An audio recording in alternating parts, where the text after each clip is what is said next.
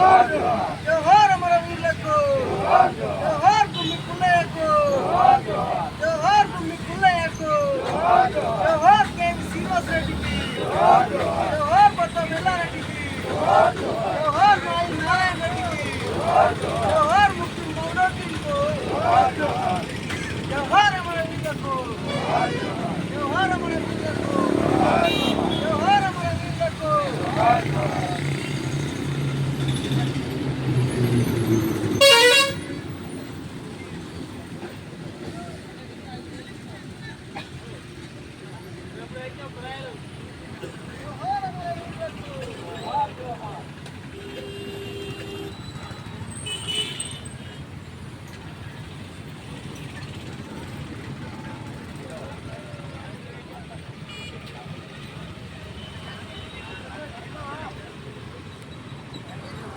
Video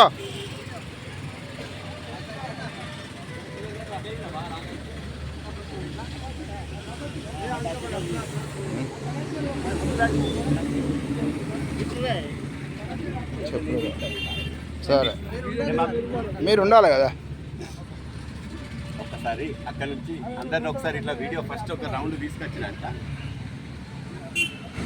జోహార్ అమరవీరులకు, జోహార్ సాయుధ పోరాట అమరవీరులకు, జోహార్ తెలంగాణ రైతాంగ సాయుధ పోరాట అమరవీరులకు, జోహార్ రైతాంగ అమరవీరులకు. ఈరోజు కామ్రేడ్ గుమ్మి పుల్లయ్య గారి వర్ధంతి 4వ వర్ధంతి జరుపుకోవడం జరుగుతూ ఉంది.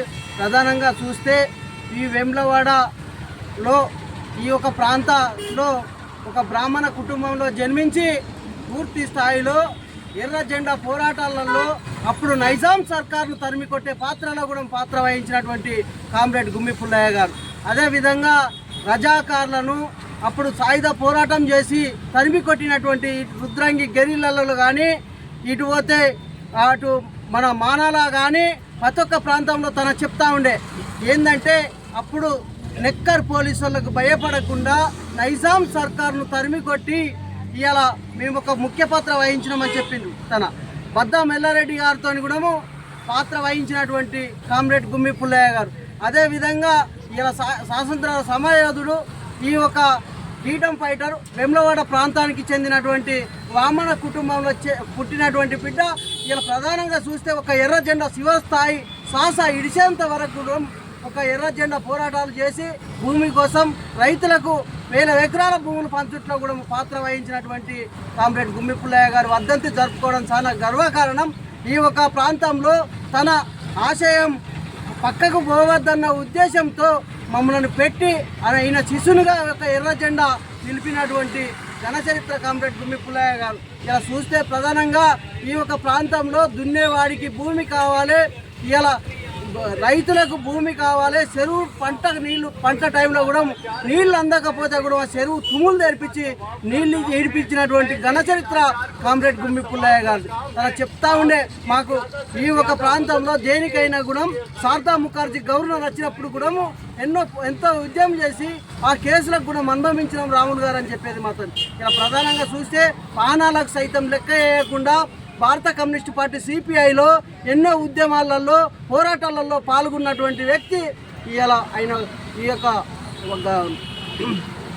వర్ధంతి సభ జరుపుకోవడం గర్వకారణమని ఈ సందర్భంగా తెలియజేస్తా ఉన్నాం. ప్రధానంగా ఇప్పుడు రాబోయే ఎలక్షన్లలో కూడా సిపిఐ ఎన్పిటిసి కానీ జెడ్పీటీసీ కానీ సర్పంచులు కానీ కౌన్సిలర్లకు కూడా పూర్తి స్థాయిలో ఎర్ర జెండా నిర్మాణం కోసం అందరూ కూడా కృషి చేసి ఈ యొక్క ప్రాంతంలో ఒకప్పుడు ఎర్ర జెండా ఎమ్మెల్యేగా ఉన్నటువంటి కామ్రేడ్ రాజేశ్వరరావు గారు చేసినటువంటి సేవలు కూడా ఉన్నాయి.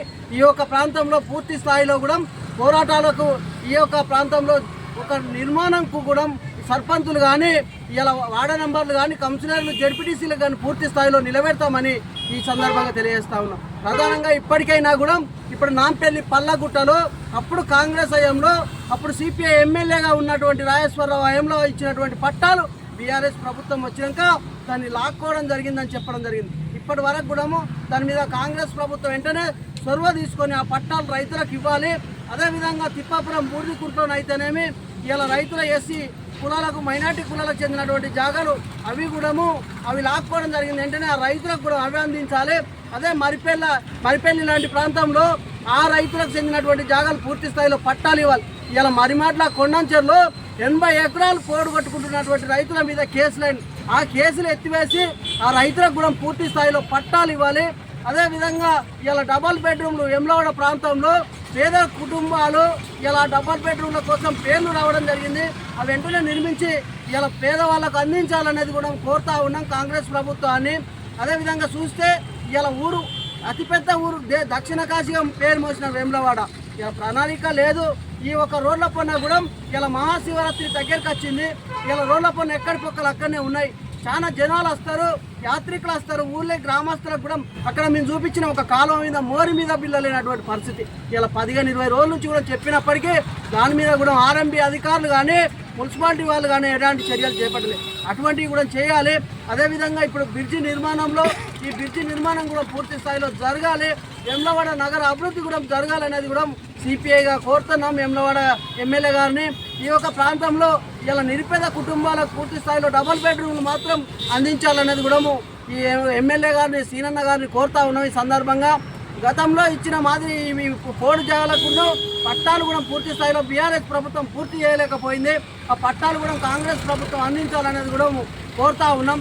ప్రధానంగా చూస్తే వేములవాడ ప్రాంతం ఇక్కడ బొడిగ జంగాల కాలనీలో కూడా వర్షాకాలం వచ్చినప్పుడే ఆ ఒక ఇళ్లలో నీళ్లు వస్తే వాళ్ళని పక్క కూర్చోడం జరుగుతుంది. ఆ కాల్మ మరమ్మతు కూడా ఇప్పటి వరకు జరగలే. ఆ కాల్మ కూడా మరమ్మతు చేయవలసిన అవసరం ఉందని ఈ సందర్భంగా తెలియజేస్తూ ఉన్నాం. జోహార్ అమర వీరులకు.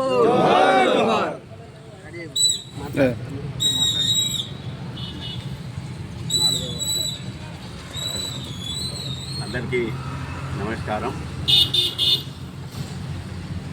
గుమ్మి పుల్లయ్య గారు వారి చిన్న అబ్బాయిని నేను, నా పేరు మహేష్.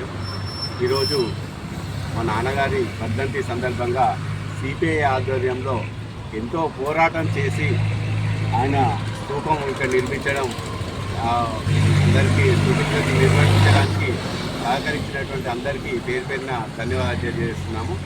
అలాగే కడారి రాములు గారు కూడా ఈ విషయంలో స్తూపం విషయంలో కూడా ఎంతోమందితోని పోరాటం చేసి లేదు అలాంటి వారి స్తూపం కంపల్సరీ నిర్మించాల్సిందే అని భావనతో పెట్టుబట్టి దాన్ని నిర్మించడం జరిగింది. ఈరోజు ఆయన 4వ వర్ధంతి. ఆయన వర్ధంతి సందర్భంగా మా కుటుంబ సభ్యుల తరఫున వారికి నివాళులు అర్పిస్తున్నాము. అలాగే వారు 13వ ఏట నుంచి ఎర్ర జెండా పట్టుకొని చివరి వరకు తుది శ్వాస వదిలే వరకు కూడా కామ్రేడ్ లాగానే ఆయన తుది శ్వాస వదిలిచారు. అలాగే ఆయన భావాలు కూడా మాకు కూడా కొన్ని అంటాయి. ఏదో మన వంతు సహకారం మనం చేయాలన్న ఉద్దేశంతో మేము కూడా ఒక చిన్న ట్రస్ట్ ప్రారంభించి ఆర్థిక సహాయం చేయడం, అన్నదాన కార్యక్రమాలు చేయడం అట్లాంటివి చేయడం జరుగుతుంది.